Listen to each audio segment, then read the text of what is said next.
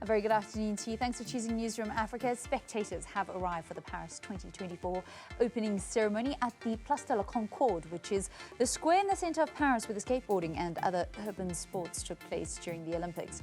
Team South Africa will be led out by the pair of 100-metre T44 world champion Mpumelelo Mhlongo and basketball player turned swimmer Kat Swanepoel.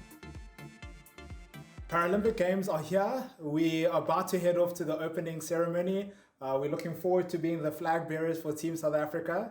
And I'm going to be right next to the radiant Kat Swanepoel. And I've got the good-looking Mpumi right next to me, keeping me safe. And Look forward to seeing you there. And how's the body feeling? Body is always poised and ready to run, but this time it's ready to jive. I'm a jiver time. Well, tracking all of the details of the Paralympic Games is sports journalist Karien Jonckheere. She is at the main press centre for the opening ceremony. What can we expect this time around? We had a very long, some would say controversial opening ceremony for the Olympic Games. What can we expect for the Paralympics? Hi, Valen. We haven't heard too many details, to be honest. They always keep it under wraps. So we've been sent some information that's embargoed. We're not allowed to say anything. But it is taking place in the heart of Paris at the Place de la Concorde. Like they did with the Olympics, the Paris organizers have decided to take the opening ceremony outside of the stadium again. Hopefully not quite as drawn out and as controversial as the Olympic opening ceremony was.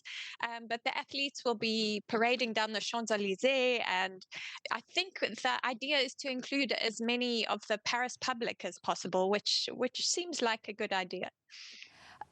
And the weather, we know that there was very rainy and very wet weather for the Olympic opening ceremony. How's the weather in Paris today? Absolutely perfect. It's been 32 degrees today, very warm. It's getting cooler over the next week, but today's very warm, very sunny, and 0% chance of rain tonight. So let's hope the weather forecasters are accurate.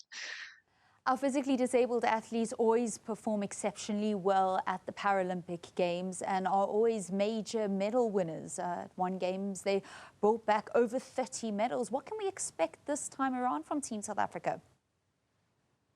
Yes, the numbers have been dropping slightly. I think the games you were referring to was Sydney, where we won 38 medals. The last time out in Tokyo, we only got 7 medals, so it has been dropping slightly. We don't have the likes of Natalie du Toit anymore, who used to win sort of 4 or 5 medals per games. But we are hoping that our para-athletes will bring back a few medals. We do have a few world champions, as you mentioned. Mpumelelo Mhlongo is a double world champion in athletics. So our flag bearer is definitely one of our main medal hopes. And then we've got other medalists who did well in Tokyo. We've got Luzanne Coetzee back in the athletics. We've got Peter Duprier in the cycling. And then also athletes who have done well on the world stage at world championships. We've got Pusuletso Mabote, who won a medal at the World Athletics Championships. He's only 19.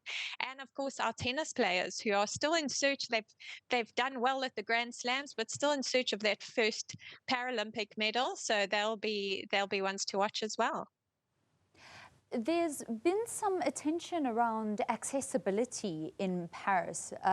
Having been in Paris, I know how dense the city is, and you rely a lot on public transport. It has been a bugbear for the mayor of the city for many, many years. Now you've got the world's top physically disabled athletes coming into the city, and have they got their transport sorted out, and just how accessible is it for these athletes? I think when it comes to the athletes themselves, the village is very accessible. The transport that's been arranged for them is very accessible. I think it was the chef de mission of the Great Britain team who said this is the most accessible village in 11 Paralympics that she's been to. So they've definitely got that right. The problem is when they go out of the village. If they want to visit the Eiffel Tower or go out to a restaurant, when they're done with their competition, or it's all the spectators coming to watch, if they are disabled in any way, it suddenly gets very difficult. The metro system was not designed with physically disabled people in mind. It was opened in 1900. Apparently, there are 300 stations and only 29 of them are wheelchair accessible. So when it comes to public transport, it's really not great in terms of the disabled athletes and spectators that are coming to watch. I had a chat to our deputy chef de mission, Leon Fleiser, who's in a wheelchair, and he said in terms of their transport in the village, that's all great, but it is when you go outside the village, even if you go to a restaurant, the toilets are not equipped to fit a wheelchair in, that type of thing, so it does get very tricky. Karien Jonckheere, she'll be following the Paralympic Games for us. Thank you so much. Enjoy the opening ceremony getting underway in 2 hours' time now in the heart of Paris at the Place de la Concorde.